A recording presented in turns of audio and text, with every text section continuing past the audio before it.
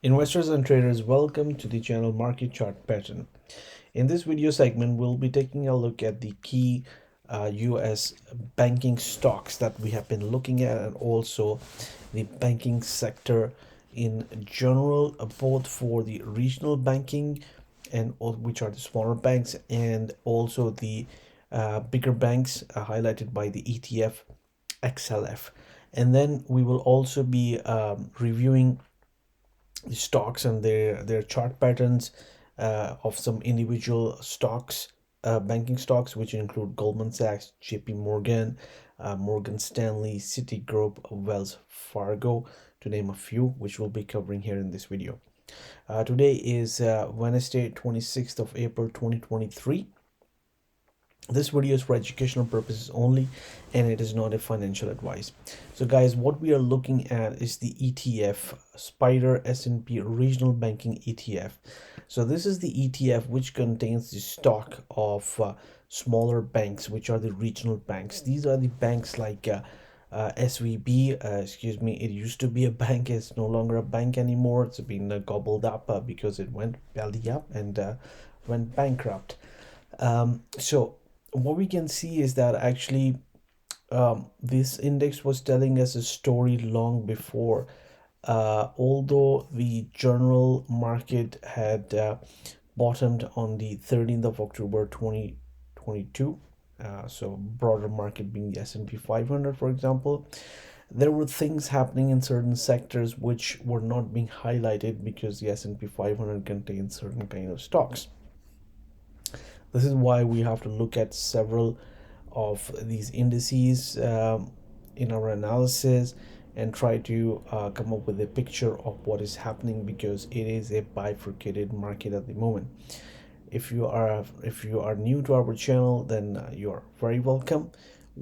For the new subscribers, we also have another segment where we actually review individual indices of US stock market, the main indices, and we come up with key patterns and levels to watch, and I will be updating a video about it.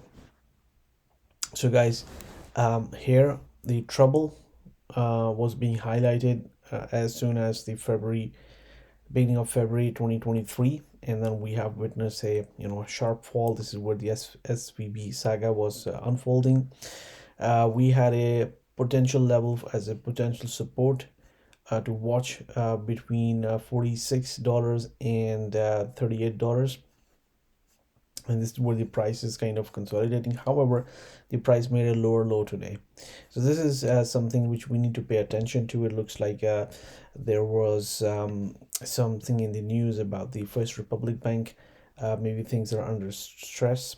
So guys, the one of the reasons from a fundamental basis that why the price has actually been consolidating like this is because of the significant amount of liquidity injected into the banking system by the Federal Reserve with the help of the Treasury.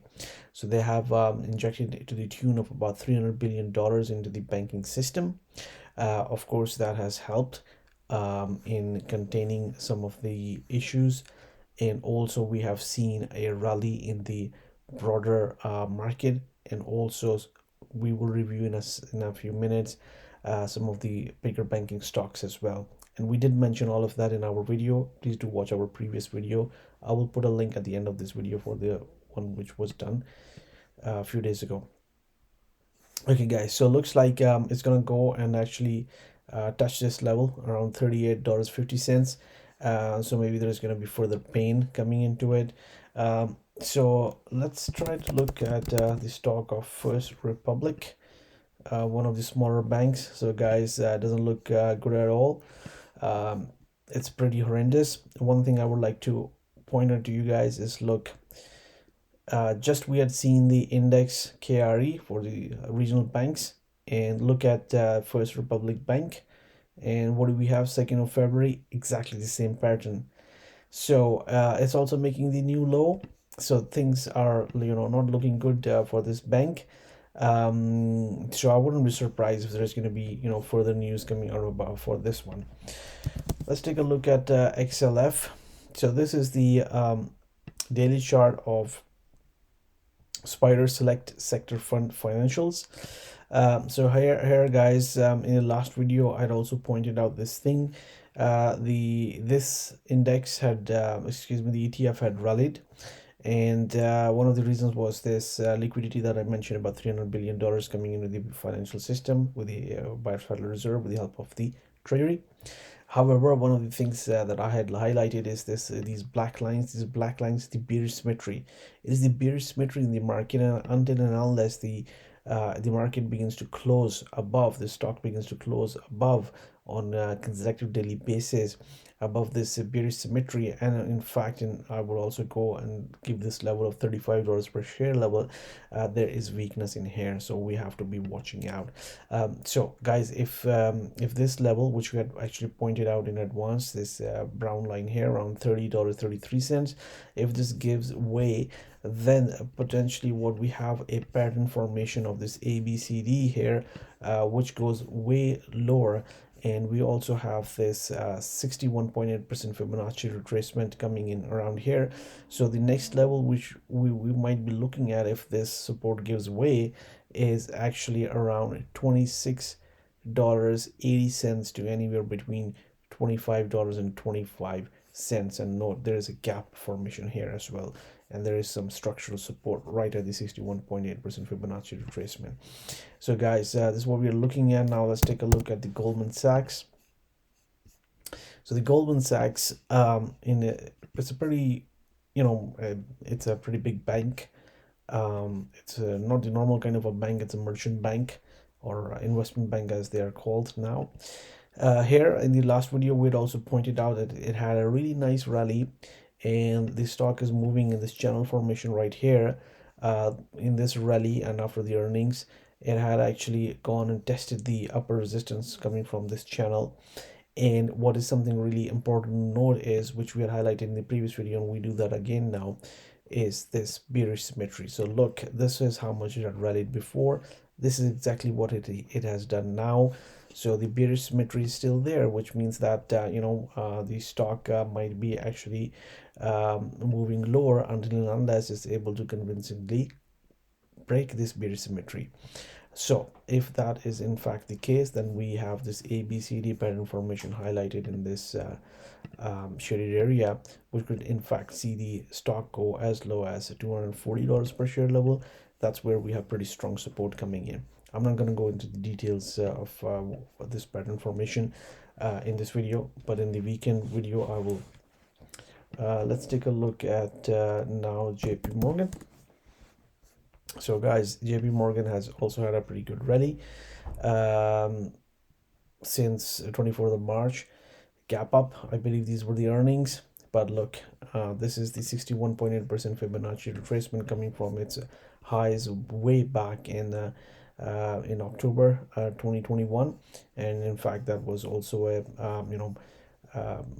pretty much a head and shoulder formation, although it's not the perfect textbook ideal head and shoulders formation in my books at least. So as long as it's not able to take out the 61.8% retracement level, the chances are that it's going to go and tackle these lows again and perhaps even break that. If it does that, then we are looking for lower prices with probably a one-to-one formation A, B, C, D, taking it right to this $118 per share level, coming around 60 at the 61.8% Fibonacci retracement. Let's take a look at the Citigroup. So the Citigroup stock is actually pretty weak. This is one of the banking stocks which actually never made a new high, even after the massive amount of liquidity injected into the system by Federal Reserve during the COVID times. So the stock is pretty weak. It did have a kind of a good rally with an ABCD formation, and what it in fact it has done is in the shaded area it formed a particular kind of a pattern, and it's just found strong resistance from the 61.8% Fibonacci retracement, which is around this. Let me actually try to highlight it for you. So this is the 78.6% Fibonacci retracement. And the stock has not been able to close above it, and where it is going, probably is going lower, and looks like it's going to go and test this $41.30 level and maybe even lower, but for now um, it's just gonna go and it looks like let's take a look. Fibonacci retracement level looks like it's going to around $45 per share with short term, which is 61.8% Fibonacci retracement, but at a longer term it looks like it's an ABCD formation to the downside, testing these lows. Let's take a look at Morgan Stanley. So the Morgan Stanley stock has actually been one of the better stock from a chart pattern perspective. So there's a nice channel formation. We have had 1, 2, 3 touches support. The price actually moved higher, but again we had pointed out this level of anywhere between $92 and going into the shaded area as possible resistance. The stock is finding some resistance, but its price action is much better than that of Citigroup. So we'll have to keep on watching whether the stock is actually going to break this channel line to the downside. If in fact it does that, we could have a pattern formation of 1-to-1 A, B, C, D, which could take it down around here, around $75 per share level, roughly speaking. But as long as it remains above this channel support line, and maybe this stock can actually slowly grind up, maybe go into this key area, which could be a pretty good resistance level around here.